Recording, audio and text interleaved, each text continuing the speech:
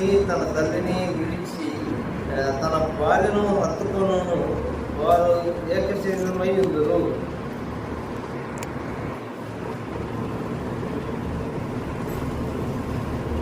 బయలుపడుతున్నటువంటి గ్రామాలలోని సంఘం తరఫున ప్రవేశించినటువంటి తెలియజేసిన సమయంలో దైవజనులు సహోదరులు కేసీఆర్ మాట్లాడాల్సి దేవుని యొక్క వాక్యం గురించవలసిగా దైవజనులను నేను ఆహ్వానిస్తున్నాను.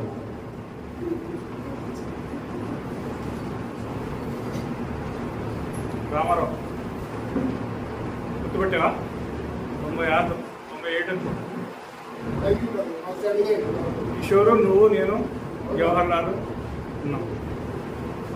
తర్వాత దీనిపైన మీ అన్నయ్య గారు, మీ మామగారు జవహర్లాల్, తర్వాత అదే సుందర గారు, నా బాబు పుట్టినప్పుడు అనమాట. ఆయన 3 నెలలప్పుడు వచ్చారు మా అదే నెలకొండ. సంతోషం. ఈరోజు మరి నందిగా మన అంబార్పేట దగ్గర నుంచి సోదరుడు రామారావు గారు వారి కుటుంబము, అదేవిధంగా సోదరుడు దాస్ గారు వారి కుటుంబము మన మధ్యకి రావడం సంతోషంగా ఉంది. అంతేనైతే ఇంకెవరైనా వచ్చాను 2 కుటుంబాలు.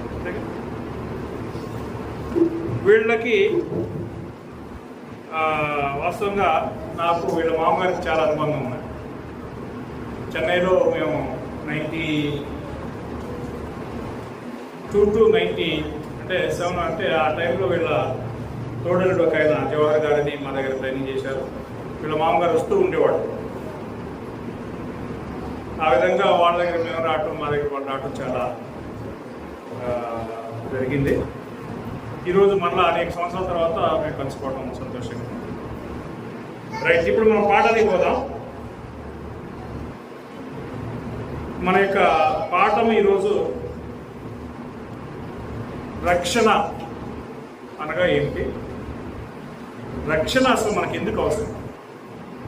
పోయిన వారంలో ఒక ప్రసంగం చేస్తారు, దాదాపు 3 నెలలు పారిపోయినట్టు కనపడుతుంది ఈరోజు కదా, అవునా కదా? ఇప్పుడు మనం ఏదైనా ఒక మాట చెప్పబడిందంటే అవునని కానీ కాదని కానీ ఆన్సర్ రావాలని చెప్పి మనం చూసాం. అపోస్తల కార్యము 2వ అధ్యాయము 37వ వచనంలో మీరు సిలువ వేసిన ఈ యేసునే దేవుడు ప్రభువుగాను క్రీస్తుగాను నియమించను అని చెప్పిన వెంటనే అక్కడ ఉన్నటువంటి యూదులు ఏమన్నారంటే, అయ్యలారా మేమేం చేయాలి అని అడిగారు. అప్పుడు ఈ విధంగా మనం ప్రకటన చేస్తున్నప్పుడు జనరల్గా ఒక వ్యక్తికి రావాల్సినటువంటి క్వశ్చన్ ఏంటంటే మేమేం చేయాలి అనేటువంటిది రావాలి అని చెప్పి మనం చూసాం. ఇక ఏం చేయాలంటే ఏమీ చేయకుండా ఉంటుంటే అలక ప్రజలు పట్టుకున్నాడు అని అనుకున్నారేమో పాపం. దాదాపు కొంతమంది రాలయ్యారు. వాళ్ళు ఏ ఉద్దేశం కోసం రాలేదో మనకు తెలియదు. నేనేం జనరల్గా అది ప్రస్తావిస్తున్నాను. సరే, మొత్తం మీద అయితే ఒక సమాధానం అనేటువంటి మన యుద్ధ నుంచి రావాల్సిన అవసరం ఉంది ఏదైనా జరిగేటప్పుడు, మాట్లాడేటప్పుడు, అవునా కదా? చూడండి, అపోస్తలుడైన పౌలు చెరసాలలో ఉన్నప్పుడు ఆ సమయంలో ఫెలిక్స్ అనేటువంటి ఒక అధికారి తన భార్య దుశ్శీలను తీసుకుని వస్తాడు పౌలు యొక్క బోధన విందామని. వచ్చినప్పుడు పౌలు ఏం బోధించిన తర్వాత అతను ఏ విధంగా రెస్పాండ్ అవుతాడో ఒకసారి చూద్దాం. అపోస్తల కార్యం 24వ అధ్యాయము 24వ వచనం. కొన్ని దినములైన తర్వాత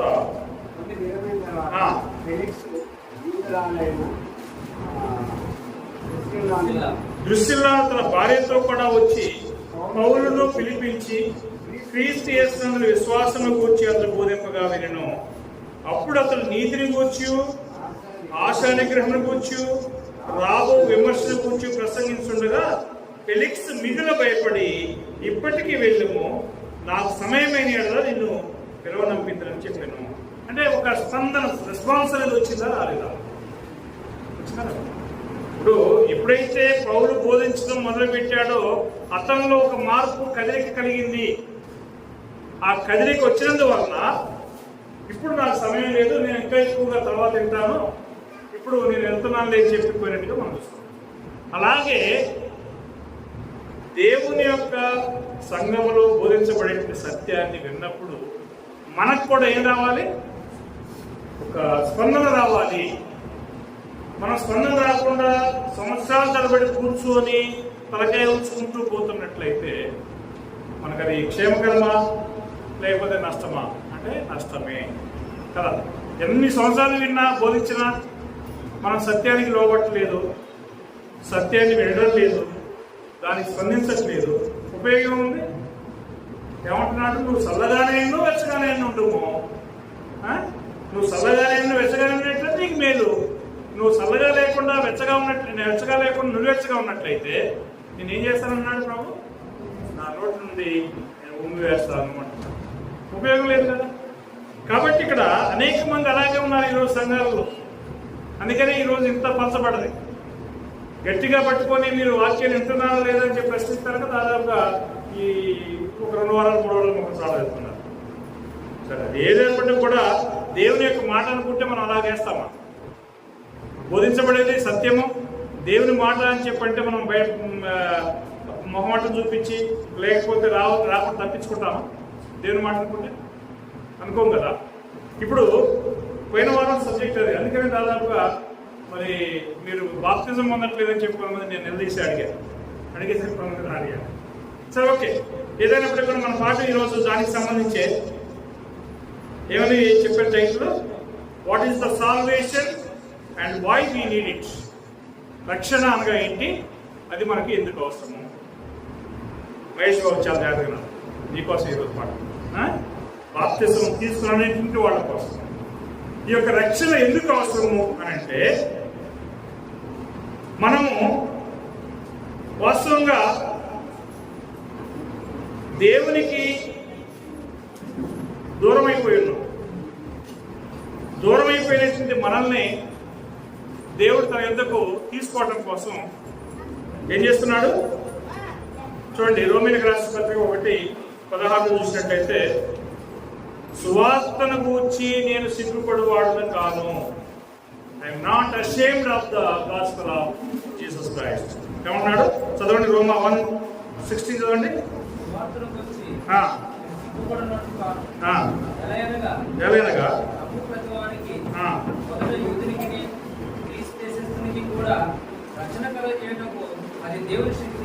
చూశారండి, ఇక్కడ పౌలు ఏమన్నాడంటే, రోమా దేశంలో ఉన్నటువంటి పరిస్థితులు ఒకసారి మనం అంచనా వేసుకుంటే, ఆనాడు రోమా ప్రభుత్వము ఆ చక్రవర్తులు క్రైస్తవం అంటే మండిపడేటువంటి పరిస్థితులు. క్రైస్తవుడుగా ఎవడైనా మారిండు అని వాళ్ళకి తెలిసిపోయి బలంతంగా పట్టపోయి వీధి స్తంభానికి ఏలాడు తీసి తారు పోసి నిప్పంటించేవాడు. లేదా ఒక క్రైస్తవము అని చెప్తే అనేక మందిని ఒక గ్రౌండ్లో పిలిచి లాకేసి చంపేటువంటి కాల్చేటువంటి పరిస్థితులు ఉన్నాయి. అలాంటి పరిస్థితుల్లో పౌలు చెప్తున్నాడు, I'm not ashamed of the gospel of Christ. నేను స్వాతంత్రం గురించి సిగ్గుపడను. ఎందుకంట? For it is the power of God and salvation to everyone that believeth, to the Jew first and also to the Greek. అంటే అది యూదులకి, గ్రీస్ దేశத்துக்கு ఏమైంది? రక్షణ కలగజేయటకు దేవుని యొక్క ఏంటంట పవర్, ద శక్తి, డైనమైట్ అంటున్నాడు. గ్రీక్ లో ఉపయోగించాడు. డైనమైట్ మీన్స్ ఎక్స్ప్లోజివ్ బాంబ్ అన్న.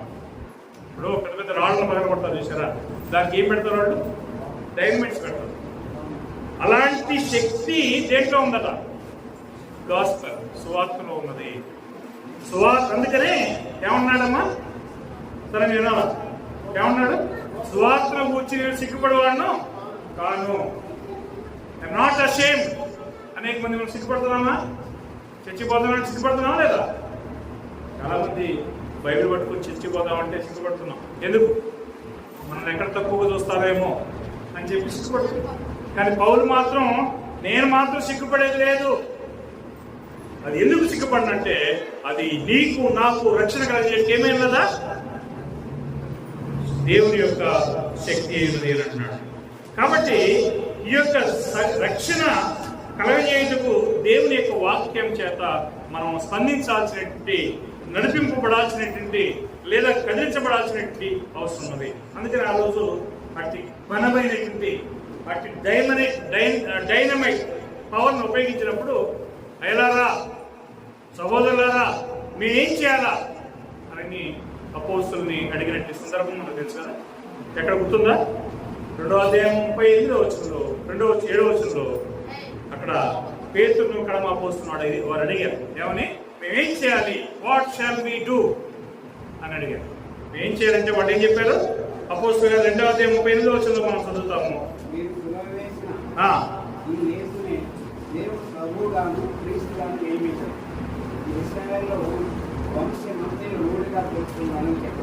చెప్పినప్పుడు అట్లా వాళ్ళు వెంటనే ఏమడిగారు అని అంటే అక్కడ చూడండి, పేతురు 39వ సమాధానం, మీరు మారు మనసు పొంది పాప క్షమాపణ నిమిత్తం ప్రతివాడు యేసుక్రీస్తు నామమున బాప్తిసం పొందిడి, అప్పుడు మీరు పరిశుద్ధాత్మ అను వరమును పొందుదురు. ఏమన్నంటే Peter said unto them, repent and be baptized every one of you in the name of Jesus Christ for the remission of sins. కాబట్టి ప్రతి వాడు ఏం చేయాలరా? యేసుక్రీస్తు నామములో బాప్తిసము పొందాలి. అప్పుడు ఈ యొక్క బాప్తిసం పొందడం ద్వారానే మనం ఏం పొందుతామంటే రక్షణ పొందుతాం. ఈ రక్షణ ఎందుకు అవసరం? మరి నేను రక్షణ అని అంటున్నాను కదా, మనకి ప్రశ్న రావాలి కదా కదా ఏమంటే సోదరు, రక్షణ ఎందుకు పొందాలి బ్రదర్ మీరు అడగండి. వైష్ణవ్ అడగా, రక్షణ ఎందుకు బ్రదర్ మనకని అడగా. ఎందుకు మనకు రక్షణ అవసరము అంటే మనందరం కూడా నశించిపోయినటువంటి స్థితిలో ఉన్నాం. ఎలాగూ ఒకసారి చూడండి, ఆదికాండం 2వ అధ్యాయము 16-17 వచనాలు. ఆదికాండం 2వ అధ్యాయము 16-17 వచనాలు.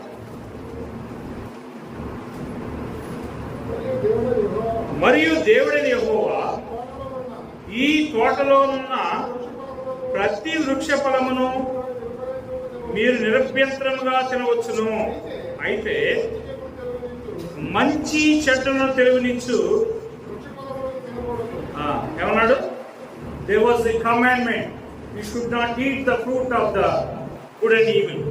మీరు ఏం చేయకూడదు అంటే మంచి చెడును తెలియనిచ్చే వృక్షఫలాన్ని తినకూడదు. ఏమైతే తింటే మరి? వాటిని తినదినమున నీవు నిశ్చయముగా చచ్చెదవు. Thou shalt not eat it, for in the day that thou eatest, therefore thou shalt surely die. నువ్వు తినదినము నిశ్చయంగా ఏమవుతావు? చచ్చిపోతావు. అప్పుడు చచ్చిపోయాం మనం. ఆదాము వాళ్ళు చచ్చిపోయారు లేదా? ఎలా చచ్చిపోయారు వాళ్ళు ఎప్పుడైతే ఆ యొక్క వృక్ష ఫలాన్ని తిన్నారో తిన్న వెంటనే చచ్చిపోతారని చెప్పి దేవుడు చెప్పాడు. వారు తిన్న వెంటనే చచ్చిపోయారు. అంటే దేవునికి ఏమయ్యారు? They were separated from God. ఏమయ్యారు? దేవుని ఎదురు నుంచి వేరయ్యారు. అంటే దేవుని ఎదురు నుంచి వారికి ఏం లేదు.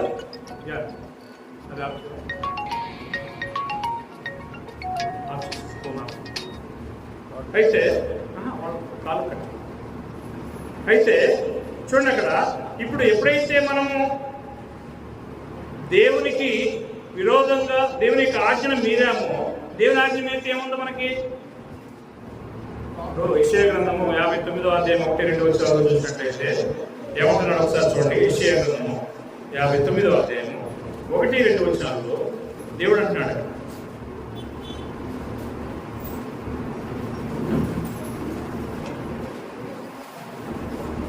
రక్షింపనేరటి ఉన్నట్లు యెహోవా హస్తం కొరచ కాలేదు, విననేరటి ఉన్నట్లు ఆయన చెవులు మందము కాలేదు. మీ దోషములు మీకును మీ దేవునికి అడ్డంగా వచ్చును, మీ పాపములు ఆయన ముఖమును మీకు మరుగుపరిచిన కనుక ఆయన ఆలకింపి ఉన్నాడు. Why shouldn't God hear? Why shouldn't God hear అంటే మనము ఏం చేసామంటే దేవుని యొక్క ఆజ్ఞలు మనం మీరినందు వల్ల దేవుడు మనకి ఏం చేశాడు? ఆ పాపములని మనకిని మన దేవునికి ఏమయ్యాయి చెప్తున్నాడు అక్కడ. Your iniquities have separated between you and your God, and your sins have hid his face from you that will not hear. ఆయన వినకుండా ఉన్నట్లుగా మన పాపాలట మనకిని దేవునికి మధ్యలో ఏమయ్యాయి? మరుగుగా వచ్చాయి, అడ్డుగా వచ్చాయి. కదా. అప్పుడు అడ్డుగా వచ్చినప్పుడు మనం ఏమైనాము? రక్షణకరమైన స్థితిలో ఉన్నామా, నశించిపోయిన స్థితిలో ఉన్నామా? నశించిపోయిన స్థితిలో ఉన్నాం. ఇప్పుడు ఆదాము వాళ్ళు పాపం చేశారు. ఏ విధంగా పాపం చేశారు? దేవుడు ఒక చెట్టు పండును మీరు తినొద్దు అని చెప్పి దేవుడు చెప్తే వాళ్ళు ఏం చేశారు? తిన్నందువల్ల దేవుడు ఏం చేశాడంటే వారిని ఆయన తోట మధ్యలో నుంచి, అంటే తోటలో నుంచి వారిని బయటికి పంపించేశాడు. తోటలో నుంచి బయటికి పంపించిన తర్వాత వారికి దేవునికి మధ్యలో ఉన్నటువంటి ఆ బంధం అనేటువంటిది ఏమైంది? తెగిపోయింది. అప్పుడు వాళ్ళు ఏ స్థితిలో ఉన్నారు? స్పిరిచువల్లీ దే వర్ డైడ్, అంతే కదా. ఆత్మీయంగా వాళ్ళు చనిపోయారు. చనిపోయిన తర్వాత దేవునితో వారికి లింక్ ఉందా, బంధం ఉందా? లేదనే విషయాన్ని మనం చూస్తాం. అలాగే ప్రతి మనుషుడు పాపం చేసినందువల్ల ప్రతి మనుషుడు దేవునికి ఏమయ్యాడు? ఇప్పుడు దూరమయ్యాడు. అందుకనే రోమాపత్రిక 3వ అధ్యాయం 3వ వచనంలో చెప్తున్నాడు.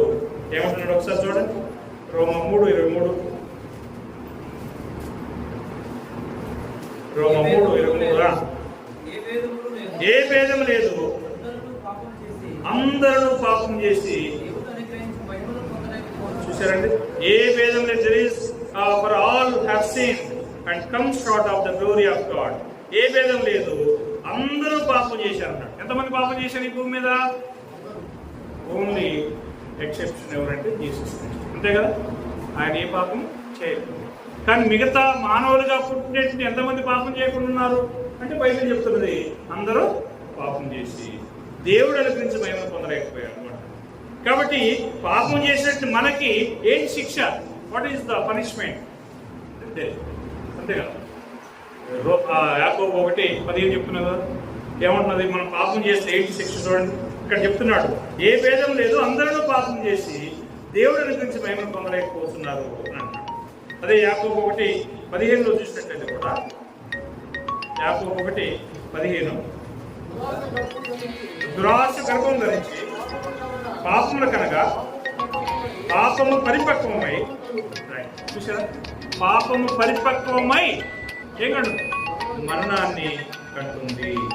దురాశ గర్భం ధరించి పాపాన్ని కనగా పాపం పరిపక్వమై మరణాన్ని కంటుంది. అంటే పాపంలో శిక్ష, పనిష్మెంట్ ఏంటి? డెత్, అంతే, మరణం. కనుక ఈ మరణించిన స్థితిలో ఉన్న నీకు నాకు ఏం అవసరమైనది అంటే ఏమంటే రక్షణ అవసరమైనది. కాబట్టి ఈ యొక్క రక్షణ మనం పొందాలంటే మొదటగా ఎక్కడికి రావాల్సినటువంటి వారమై ఉన్నాం. చూడండి, మనందరం కూడా మరణానికి పాత్రమే. అకార్డింగ్ టు రోమన్స్ 6:23, రోమా 6:23లో చూసినట్లయితే ఒకసారి చూద్దాము. రోమా 6:23, ఏలైనగా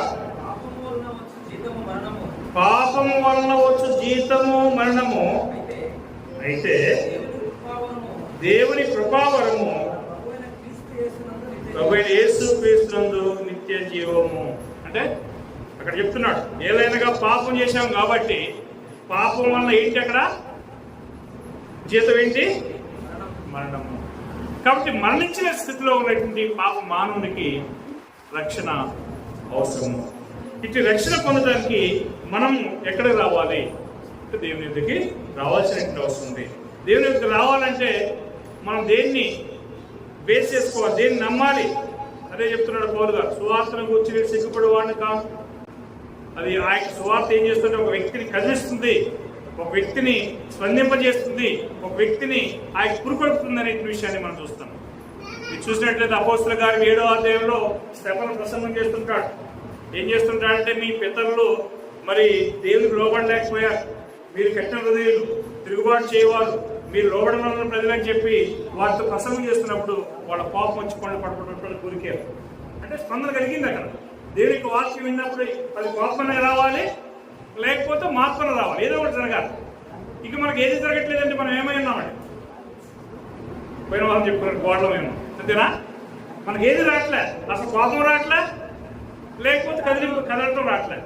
మనం తలకేసుకుని అట్నే ఉంటున్నాం, మార్పు జరగట్లే.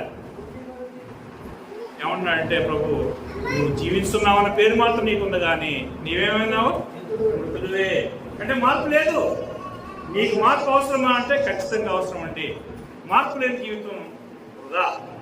కాబట్టి ప్రియమైనటువంటి దేవుని బిడ్డారా, మనకి ఇక్కడ ఏం చెప్తున్నాడంటే, మనం అందరం కూడా మరణములకు పాత్రలమైనటువంటి పరిస్థితుల్లో ఆ యొక్క మరణం నుంచి రక్షణ పొందాలంటే లేదా ఆ మరణం నుంచి తప్పించబడాలంటే మనం ఏం చేయాలి? ఒకసారి 24 వచ్చింది చూడండి. రోమీలకు రాసిన పత్రిక 24, రోమీలకు రాసిన పత్రిక 6:24,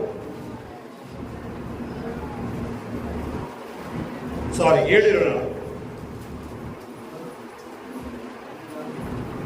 రోమీలకు రాసిన పత్రిక 7:24లో, అయ్యో నేను ఎంత దౌర్భాగ్యుడను, ఇట్టి మరణములకు లోనగు శరీరం నుండి నన్ను ఎవడు విడిపించును అంటున్నాడు. పౌలు మాట్లాడుతున్నాడు. ఏమన్నా అంటే I thank God through Jesus Christ our Lord, so then with the mind I myself serve the law of God, but with the flesh the law of sin.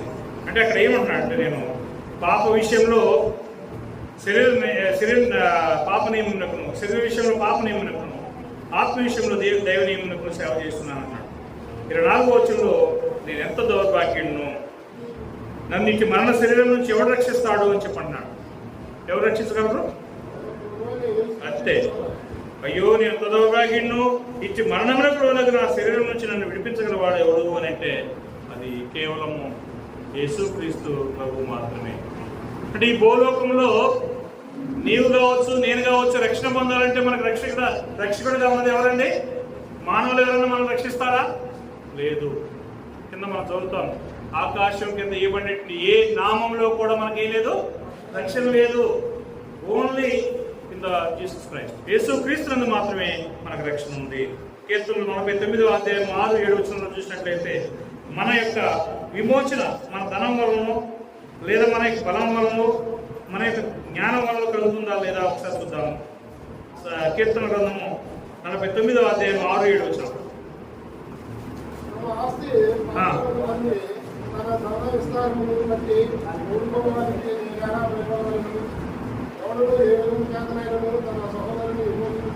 చూసారంటే తమ ఆస్తియే ప్రాపకమని నమ్మి అనేక మందిని మనం చూస్తుంటాం. నాకు ఆస్తి ఉంది కదా, నాకు బంధువర్గం ఉంది కదా, లేదా నాకు తెలివితేటలు ఉన్నాయి కదా, నాకు అన్నం ఉంది కదా, నేనేం చేయగలను, ఏం చేయగలగలను, రక్షింపబడగలను. మీరు విన్నారో లేదు కానీ నా జీవితం నేను విన్నాను అలాంటి మాట. నా యొక్క బంధువులే కొంతమంది అన్నారు, నాకేంటంటే నాకు డబ్బు సరిపోయి, నాకు డబ్బు నేను ఎక్కడికడికి పోవాల్సిన అవసరం ఏంది, అసలు ప్రార్థనకి ఏమింది పోవాలని అన్నాడు. తప్పది. చూడండి అక్కడ మనం చూసినట్టయితే తమ ఆస్తే ప్రాపకమని నమ్మి తన ధన విస్తారతను బట్టి పొగుడుకుని వారికి నేను ఎలా భయపడవలను, ఎవడును ఏ విధం చేత నేను తన సహోదరుని విమోచింపలేడు. అవునా? ఏమన్నాడు? ఏ విధం చేత కూడా తన సహోదరుని ఒక వ్యక్తి ఏం చేయలేడు, విడిపింపలేడు. తన ఆస్తి చేత విడిపించగలరా? లేదు తన తెలివి చేత ఒకవేళ రక్షించగలరా? తన జ్ఞానం చేత ఏమన్నా ఆ వ్యక్తిని నశించిపోకుండా రక్షించగలరా? జరగదు. అప్పుడు ఎలా రక్షించబడగలం మనం అంటే, మనం ఈ యొక్క లోకంలో ఉన్నటువంటి దేని చేత కూడా రక్షణ పొందలేము. ఇక్కడ యేసుక్రీస్తు చెప్తున్నాడు. హెబ్రీయులకు రాసిన పత్రిక 10వ అధ్యాయం 4వ వచనంలో మనం చూసినట్లయితే అక్కడ చెప్తున్నాడు, we cannot find redemption through the blood of animal sacrifice. జంతువుల యొక్క బలుల వలన మనం రక్షణ పొందలేము. చదువుదాం. ఏలైనగా ఎడ్ల యొక్క మేకల యొక్క రక్తము, చూసారంటే ఏమన్నాడు? ఎడ్ల యొక్క మేకల యొక్క రక్తము పాపము తీసివేట అసాధ్యము. పాత నిబంధనలు ఇదే జరిగింది. వాళ్ళు ఏం చేశారంటే సంవత్సరం వాళ్ళు మరి ఒక మేకను లేదా ఎద్దును లేకపోతే గొర్రెను లేకపోతే పావురాలు వేసుకుని అర్పించేవాడు. ఎందుకంటే వాళ్ళు సంవత్సరాంతం చేసిన పాపాలన్నింటినీ ఆ యొక్క రక్తం చేత వాళ్ళు కడిగి వేసుకోవాల్సిన పరిస్థితి వచ్చింది. మళ్ళీ ఆ పాపాలు పూర్తిగా పోయాయంటే పోలే, ఆ పాపాలు వారికి అలాగే నిల్చున్నాయి. మళ్ళా వచ్చే సంవత్సరం మళ్ళీ ఒక మేకను అర్పించాల్సి వచ్చింది. ఈ విధంగా సంవత్సరం వాళ్ళు చేయాల్సి వచ్చింది. అందుకనే ఆ నిబంధన దేవుడు తీసేసి కొత్త నిబంధనని దేవుడు పెట్టాడు. అందుకనే ఎడ్ల యొక్క మేకల యొక్క రక్తం అనేది ఏం చేయడం అసాధ్యము, పాపములు తీసివేట అసాధ్యము. But it is not possible that the blood of bulls and goats should take away sins. పాపాలు తీసివేట అసాధ్యం. కాబట్టి మరి ఏంటి పాపం తీసివేయగలిగేది ఏంటండి? యేసుక్రీస్తు యొక్క అమూల్యమైనటువంటి రక్తం. యేసుక్రీస్తు యొక్క అమూల్యమైన రక్తము నీ కోసం నా కోసం ఏం చేయబడ్డది? కలువరి శిలువలో చిందించబడింది. మేకులతో కొట్టబడి ఆ యొక్క రక్తం దానిలో కారింది. పొట్టలో పొడిచినప్పుడు ఆ యొక్క కారింది. ఆ విధమైనటువంటి ఆ యొక్క రక్తమే నా యొక్క పాపాన్ని చేసిందంటే కడిగేసింది. కాబట్టి చెప్తున్నాడు ఇక్కడ చూడండి, ఎఫెసీయులకు 2:9 మనం చూసినట్లయితే, we cannot find redemption through our own works. మన పాపాలు మన సొంత క్రియల వలన కూడా తీసివేసుకోలేము. చదువుదాం ఎఫెసీ 2:9.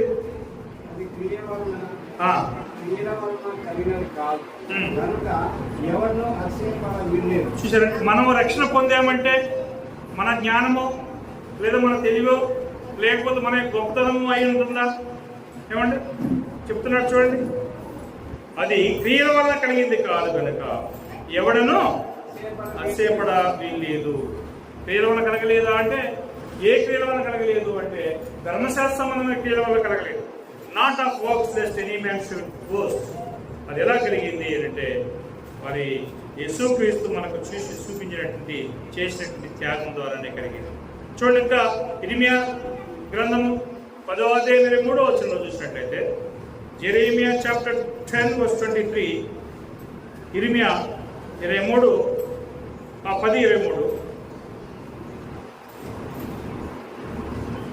యెహోవా తమ మార్గమును ఏర్పరచుకోవడం నల్ల వశంలో లేదని మనుషులు తమ ప్రవర్తన యందు సన్మార్గములను ప్రవర్తించ వారి వశంలో లేదని ఏమన్నాడు ఇక్కడ అంటే, ఒక వ్యక్తి రక్షించుకోగలుగుటకు అతని వశంలో ఉన్నదా? దేవుడు పెట్టాడా? లేదు. రక్షణ అనేది ఎవరు ఇవ్వాలి? మనకి దేవుడు ఇవ్వాలి. నేను చేసినది క్రియల వల్ల అది కలుగుతుందా? కలగట్లేదు. అప్పుడు మనుషులు తన ప్రవర్తన యందు సన్మార్గమును ప్రవర్తించడం వారి వశంలో లేదని నేను ఎరుగుదును అని అంటున్నాడు. కనుక ఈ యొక్క విమోచనను మనం ఎలా పొందామంటే జీసస్ క్రైస్ట్ ద్వారా కదా, యేసుక్రీస్తు ద్వారానే మనం ఆ యొక్క విమోచన. ఎందుకు అంటే యేసుక్రీస్తు వచ్చి నీ కోసం నా కోసం ఒక గొప్ప త్యాగం చేశాడు. ఆయన ఆ రోజు ఆ రక్తాన్ని చిందించి ఉండక కనుక పోయింటే ఈరోజు మనం ఈ విధంగా కూర్చోవడానికి అవకాశం ఉంది. అవునా? ఎక్కడెక్కడ నుంచి వచ్చాము, మనం అందరం కూడా ఊరోళ్ళం కాదు కదా, ఆయా ప్రాంతాల నుంచి వచ్చినట్టు వాళ్ళు. ఆయా ప్రాంతాల నుంచి వచ్చినట్టు వాళ్ళందరూ మనం ఇక్కడ కూడుకొని ఒక ప్రేమ కలిగినటువంటి సౌహృదయంతో మనం ఉండగలుగుతున్నామంటే అది ఎవరి యొక్క త్యాగం? యేసుక్రీస్తు చేసిన త్యాగం. యేసుక్రీస్తు సిందించినటువంటి రక్తం ద్వారానే మీరు నమ్మారు, ఆ యొక్క రక్తం ద్వారా నేను నమ్మాను. ఆయన విశ్వాసం వల్లనే మనం అందరం కూడా ఈ విధంగా కూడుకోగలుగుతున్నాం. కాబట్టి ఆయన చేసినటువంటి ఆ యొక్క త్యాగం ద్వారా మనకి విమోచన, రక్షణ అనేటువంటి వచ్చింది అని చెప్పి మనం చూస్తున్నాం. రోమిలకు రాసిన పత్రిక 3:23-24 రోమిలకు రాసిన పత్రిక 3:24.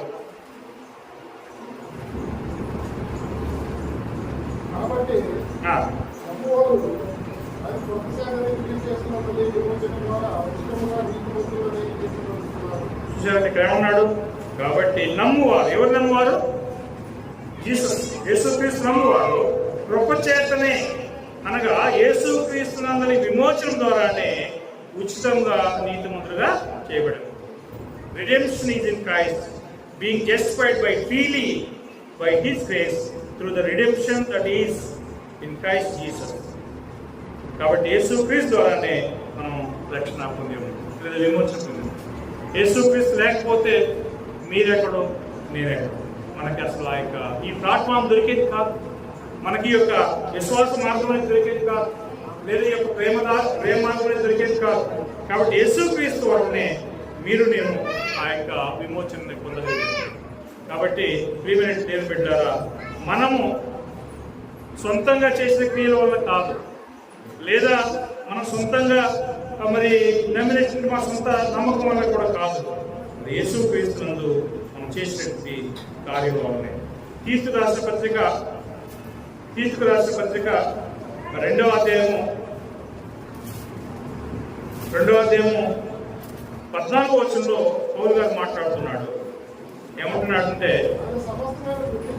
ఆయన సమస్తమైన దుర్నీతి నుండి మనల్ని విమోచించి ఏం చేశాడు? మనల్ని సమస్తమైన దుర్నీతి నుండి విమోచించి ఏం చేశాడు? సత్క్రియల యందు ఆసక్తి గల ప్రజలుగా మన కోసము పవిత్రపరచుకొని తన సొత్తుగా చేసుకున్నట్టు తన్ను తానే మనకు అర్పించుకున్నాను. తను తానే మన కొరకు అర్పించుకున్నాను. కాబట్టి యేసుక్రీస్తు ఈ త్యాగం చేసినందువల్లనే ఇట్టి గొప్ప భాగ్యం మనకు దొరికింది. లేకపోతే దొరకదు. ఏమంటున్నాడు? ఆయన సమస్తమైన దుర్నీతి నుండి మనల్ని విమోచించాడు ఫస్ట్. రెండోది, సత్క్రియల యందు ఆసక్తి గల ప్రజలుగా మనము తన కోసం పవిత్రపరుచుకుని తన సొత్తుగా చేసుకున్నట్టుకు తన్ను తానే మన కోసం ఆయన అర్పించుకున్నాడు. ఈ విధంగా తను అర్పించుకోవడం ద్వారానే మనకి విమోచన కలిగింది, మనకి ఈ రక్షణ భాగ్యం దొరికింది, మనకి యొక్క సమాధానం దొరికింది, మనకి యొక్క ఆత్మ సంబంధమైనటువంటి యొక్క ఆశీర్వాదాలు దొరికింది. వీటి ఆశీర్వాదాలన్నీ కేవలం ఎవరి ద్వారా మాత్రమే? ఓన్లీ త్రూ జీసస్ క్రైస్ట్ కదా. మనకి వేరే ఎవరి ద్వారా దొరకలేదు.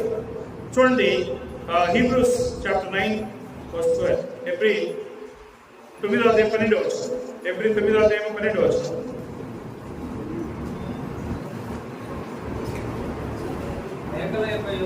మేకల యొక్క కోడెల యొక్క రక్తంతో కాక తన స్వరక్తంతో ఒక్కసారి పరిశుద్ధ స్థలంలో ప్రవేశించడం. ఆయన ఆ శిలువకి ఎలా వెళ్ళాడు? మేకల యొక్క ఎడ్ల యొక్క రక్తం కానే కాదు, తన స్వరక్తం తీసుకుని ఆయన ఆ యొక్క పరలోకంలోనికి ప్రవేశించాడు. చూడండి, అక్కడ ఆయన చేసినటువంటి గొప్ప త్యాగం ద్వారానే. చూడండి, అక్కడ ఏమన్నాడంటే, ఆయన మేకల యొక్క కోడల యొక్క రక్తంతో కాదు. పాత నిబంధనలోనైతే వాళ్ళు ఏం చేసేవాళ్ళు? మేకల యొక్క కోడల యొక్క రక్తంతో వాళ్ళు దేవుని సన్నిధానానికి పోయి బలిపించి ఆ రక్తాన్ని వేసుకుని ప్రధాన ఏం చేసేవాడంటే, ఆ సంవత్సరం ఒకసారి రక్తంతో ఆ అతి పరిశుద్ధ స్థలంలోనికి పోయి తన కోసము, ప్రజల పాపన కోసం ఆ యొక్క అర్పణం చేసి ప్రోక్షణ చేసి వారికి విజ్ఞాపన చేసి దేవునికి విజ్ఞాపన చేసి వచ్చేవాడు. కానీ ఇక్కడ జరిగింది అది కాదు. మేకల యొక్క రక్తం, కోళ్ళ యొక్క రక్తం కాదు, తన స్వరక్తము చెప్తున్నాడు. By his own blood he entered in once into the holy place, having obtained eternal redemption for us. కాబట్టి మనం ఏం చేశాడంటే, ఆయన నిత్యమైనటువంటి విమోచన చేయడం కోసం ఆయన ఒకేసారి పరిశుద్ధ స్థలంలోనికి ప్రవేశించాడు. కాబట్టి అట్టి గొప్ప త్యాగం ద్వారానే, అట్టి ఒక మరి ఆ బలియాగం ద్వారానే మనకు ఏం దొరికింది? సమాధానం దొరికింది. ప్రొపిషియేషన్ ఫర్ ద రిడీమ్డ్ అంటున్నాడు. అంటే సమాధానం దొరికింది. అప్పుడు ఆ సమాధానం ఎవరి వల్ల దొరికింది? చెప్పండి. మేకల యొక్క ఎడ్ల యొక్క రక్తం ద్వారా దొరికిందా? దొరకలే. ఎవరి యొక్క రక్తం ద్వారా దొరికిందమ్మా? క్రీస్తు యొక్క అమూల్యమైనటువంటి రక్తం ద్వారా దొరికింది. చూడండి, 1 పేతురు 1:18-19 కూడా ఆ విషయాన్ని ప్రస్తావిస్తున్నాడు పేతురు గారు.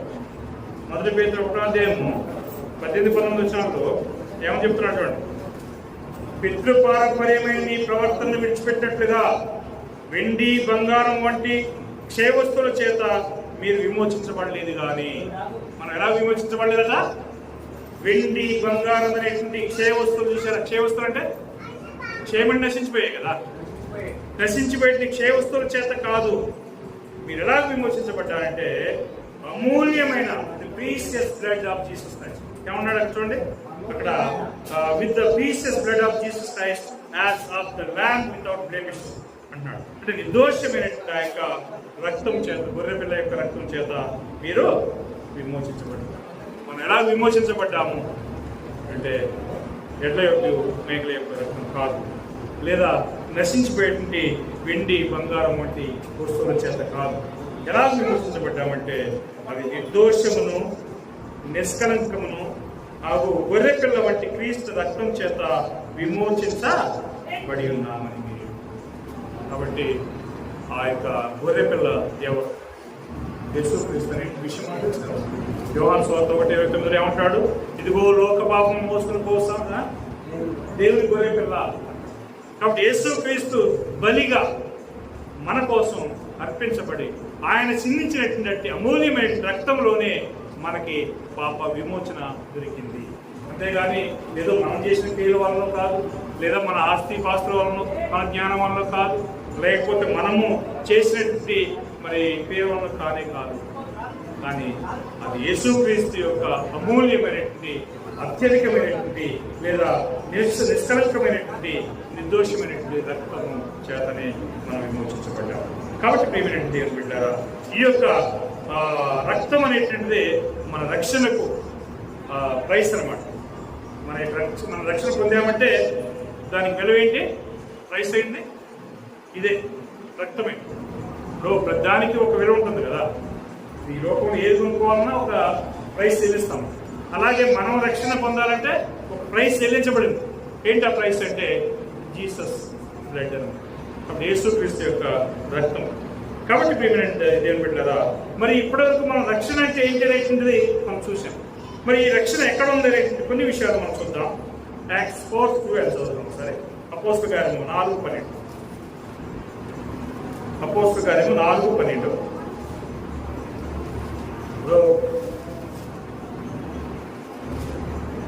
చదవండి దయచేసి ఎవరైనా. మరి ఎవరి వలన రక్షణ కలగదు. ఏమన్నాడు? neither there is salvation in any other, for there is none other name under heaven given among men. చూడండి, అక్కడ ఎవరి వలన రక్షణ కలగదు? ఈ నామం వలనే. ఈ నామం అంటే ఏంటంటే ఈ క్రీస్తునామం. క్రీస్తునామం అంటే ఏంటి అర్థం? అంతే. ఈ నామం వలనే మనం రక్షణ పొందవలె కానీ ఆకాశం కింద ఇవ్వబడిన ఏ నామం వలన కూడా మనం రక్షణ పొందలేము. there is no other name under heaven. కాబట్టి యేసుక్రీస్తు యొక్క నామం వలనే మనము రక్షణ పొంది ఉన్నాము. అంతేగాని మనుషుల్లో ఇవ్వబడినట్టు మరి ఏ నామం వలన నీకు నాకు రక్షణ వచ్చిందా? లేదు. ఈరోజు అనేక మంది మనుషులు నమ్మి పోవడం జరుగుతున్నారు. అక్కడ పోతే ఆయన దగ్గర రక్షణ ఉందేమో, ఇక్కడ పోతే ఇంకొక ఆయన దగ్గర రక్షణ ఉందేమో అని చెప్పి పోతుంటున్నారు. కానీ దేవుడు ఏం చెప్తున్నాడు? ఎవరి వలన నువ్వు రక్షణ పొందలేవు. ఈ నామం అంటే ఏంటంటే బైబిల్ అర్థం ఏంటంటే అధికారం. Name means authority. కాబట్టి ఈ నామం వల్లనే మనము రక్షణ పొందవలె కానీ ఆకాశం క్రింద ఇవ్వబడిన మనుషుల్లో ఏ నామం వలన కూడా మనం రక్షణ పొందలేము. కనుక ప్రియమైనటువంటి దేవుని బిడ్డ, ఇప్పుడు యేసుక్రీస్తుకు అధికారం ఉందా లేదా? ఉంది. మత్తయి సువార్త 20:18 తెలుసు కదా. మృతుల్లో నుంచి పునరుత్థానమైన తర్వాత ఏమన్నాడు? నాకు పరలోకమందును భూమి మీదను సర్వాధికారం ఇవ్వబడి ఉన్నది. I have given all authority under heaven and earth. కాబట్టి ఆయన భూమి మీద సర్వాధికారం ఇవ్వబడి ఉంది. కాబట్టి ఈరోజు నేను కూడా ఏదైనా పొందాలి అంటే, లేదా జీవించాలి అంటే మనం ఎవరి యొక్క అధికారంలో పొందాలి? సర్వాధికారం ఎవరికి ఉంది? యేసుక్రీస్తు మాత్రమే ఉన్నది. ఆ యేసుక్రీస్తు దగ్గర మాత్రమే మన యొక్క రక్షణ మనకు దొరుకుతుంది. అందుకని యేసుక్రీస్తు అంటాడు, ఏమంటాడంటే, ఇంకో నేనే మార్గమును, నేనే సత్యమును, నేనే జీవమునై ఉన్నాను. నా ద్వారా తప్ప ఎవడు కూడా తండ్రి వద్దకు వెళ్ళలేడు. తండ్రి వద్దకు పోవాలంటే మనం ఎక్కడ ఎవరు తండ్రి వద్ద కంటే మాట్లాడుతున్నటువంటి భావన లేదా అర్థం ఏంటంటే పరలోకానికి వెళ్ళాలంటే ఎవరి ద్వారా మనం వెళ్ళాలి? ఈ లోకంలో ఉన్నటువంటి మనుషులు ఎవరి దగ్గరికైనా మనం పోతే రక్షణ వస్తుందా మనకి? లేదా పరలోకానికి వెళ్ళగలమా? పెద్ద పాస్టర్ల దగ్గరకో లేకపోతే ఇంకో దగ్గరకు పోతే వస్తుందా? కొంతమంది మత శాఖలలో నమ్ముతున్నారు, ఫలానా పాస్టర్ కాడికి పోతే ఆయన మనల్ని మరి మంచిగా నడిపిస్తాడని చెప్పి అనుకుంటున్నారు. కానీ లేదు, ఇదంతా అబద్ధం. కానీ దేవుడు ఏమంటాడంటే, ఇక్కడ యేసుక్రీస్తు నామమునే నీకు రక్షణ, యేసుక్రీస్తుకే సర్వాధికారము ఉన్నది, ఆయన ద్వారానే మనం రక్షణ పొందాలి. అందుకని మరి మత్తయి సువార్త 14:6 చెప్తూ ఏమంటున్నాడంటే, చూడండి 14:6, నేనే మార్గమును, నేనే సత్యమును, నా ద్వారానే తప్ప ఎవడును తండ్రి యొద్దకు రాడు. ఏమన్నాడు? I am the way, the truth and the life. No man cometh unto the father but by me only అంటున్నాడు. కాబట్టి నా ద్వారానే తప్ప ఎవడు కూడా తండ్రి యొద్దకి పోలేడు. ఒకవేళ మనం ఈ లోకంలో ఉన్నటువంటి జీవించినటువంటి మరి కొంతమంది మహమ్మద్ ప్రవక్త చెప్పబడుతున్నారు, వాళ్ళ ద్వారా పోతామా? లేదా గౌతమ బుద్ధుడు అంటున్నారు, వాళ్ళ ద్వారా పోతామా? లేకపోతే ఈ లోకం మన ఇండియా తెలుగు రాష్ట్రాల్లో ఉన్నటువంటి కొంతమంది సో కాల్డ్ గాడ్ మెన్ ఉన్నారు, వాళ్ళ ద్వారా మనం పోతామా? పోము. ఎవరి ద్వారా మాత్రమే పోతామో? యేసుక్రీస్తునందు మాత్రమే మనము రక్షణ మార్గాన్ని పొందుతాము. కాబట్టి ఈ లోకంలో ఉన్నటువంటి ఏ మనుషుల ద్వారా కూడా మానవాళికి రక్షణ లేదు. కాబట్టి ఆ రక్షణ లేదా విమోచన సంకల్పం, విమోచన అనేది ఎవరి ద్వారా మాత్రమే అంటే రోమిలకు రాసిన పత్రిక 3:24 మరొకసారి చూసినట్లయితే ఆయన ఏమంటున్నాడు ఒకసారి చూడండి. రోమిలకు రాసిన పత్రిక 3:24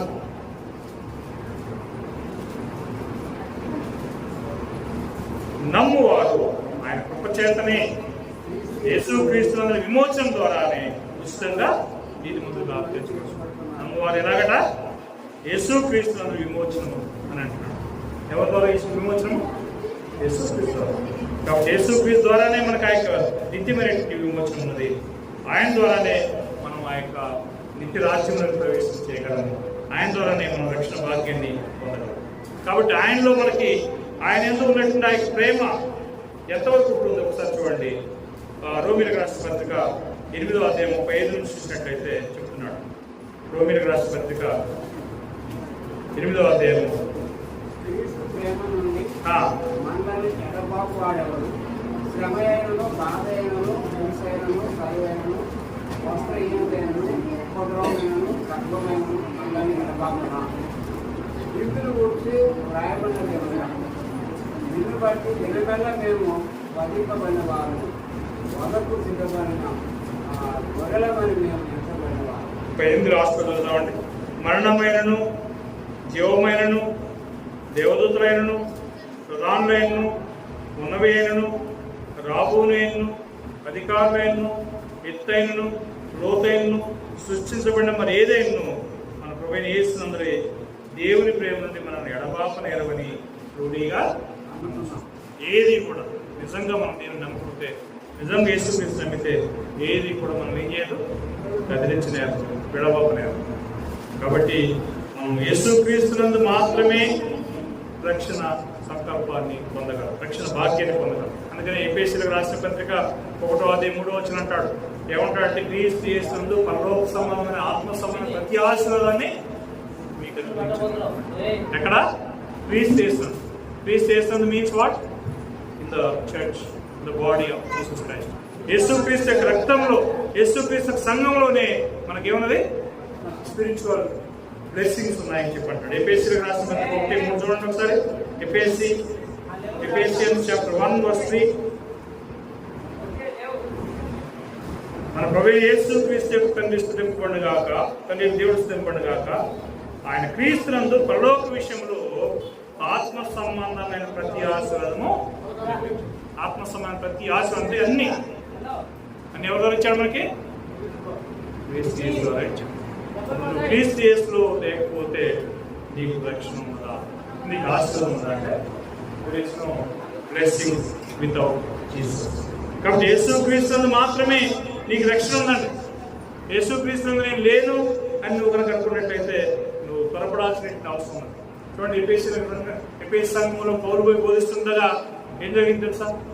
అక్కడ పౌలు బోధిస్తున్నప్పుడు అక్కడ వాళ్ళు వెంటనే ఏం చేశారు? ఒకసారి అపోస్తలుల కార్యం 19వ అధ్యాయం 4వ వచనం చదువుతాం.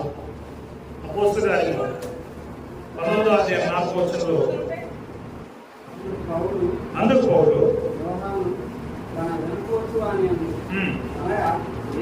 విశ్వాసం ప్రజలతో చెప్పింది నార్మల్స్ విషయమైన బాప్తిసం ఇచ్చినని చెప్పింది. వారు ఆ మాట విని యేసు నామమున బాప్తిస్మము, అంటే వీళ్ళు ఆల్రెడీ వన్స్ బాప్తిసం పొందినటువంటి వాళ్ళే. మీరు చూస్తే 2వ వచనం 3వ వచనంలో వాళ్ళు బాప్తిసం పొందారు. మరి మీరు ఏ విధంగా బాప్తిసం పొందారని చెప్పి వాళ్ళు అడిగాడు. వాళ్ళు ఏమన్నారంటే మాకు యోహాను చేత బాప్తిసం పొందామండి అని చెప్పి వాళ్ళు చెప్పారు 3వ వచనంలో. అంతేనా? దీన్ని బట్టి మీరు బాప్తిసం పొందారని అంటే వాళ్ళు ఏమన్నారు? యోహాను బాప్తిసం బట్టి అని చెప్పారు. అందుకు పౌలు ఏం చేశాడంటే యోహాను బాప్తిసానికి క్రీస్తు బాప్తిసానికి వ్యత్యాసం చూపించాడు. చూపించగా వాళ్ళు ఏం చేశారు? వాళ్ళు 5వ వచనంలో ఆ మాటలు విని యేసు నామమున బాప్తిసం పొందిరి అంటే అంతకుముందు వాళ్ళు క్రీస్తులో లేరు, క్రీస్తు నామంలో బాప్తిసం పొందలేదని చెప్పి వాళ్ళు గ్రహించారు. గ్రహించిన తర్వాత ఇప్పుడు వాళ్ళు యేసు క్రీస్తు నామంలో వారు బాప్తిసం పొందారనే విషయాన్ని దేవుని బిడ్డలారా, మనము కూడా పొందిన బాప్తిసం క్రీస్తునందు లేనట్లయితే తిరిగి మళ్ళా పొందాల్సిన అవసరం ఉందా? ఉంది. నేను బాటగా చెప్తున్న రోమన్ క్యాథలిక్లో పొందాను. అది రైట్ కాదని చెప్పి నాకు అనిపించింది. నేను మళ్ళీ క్రీస్తుని పొందాను. అదేవిధంగా మనము పొందినటువంటి బాప్తిస్మం సరికాదంటే ఇక్కడ ఎఫెసు సంఘస్థులు ఎలాగైతే బాప్తిస్మం పొందారో అదేవిధంగా నీవు నేను కూడా మళ్ళీ తిరిగి పొందాల్సినటువంటి అవసరం.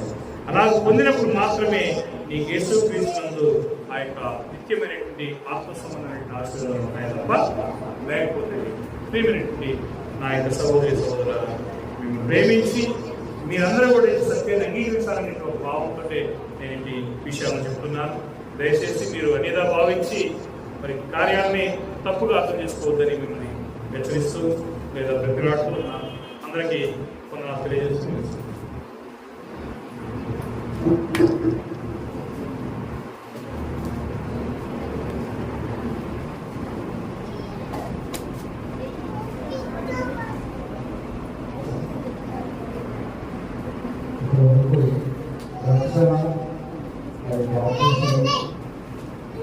రక్షణ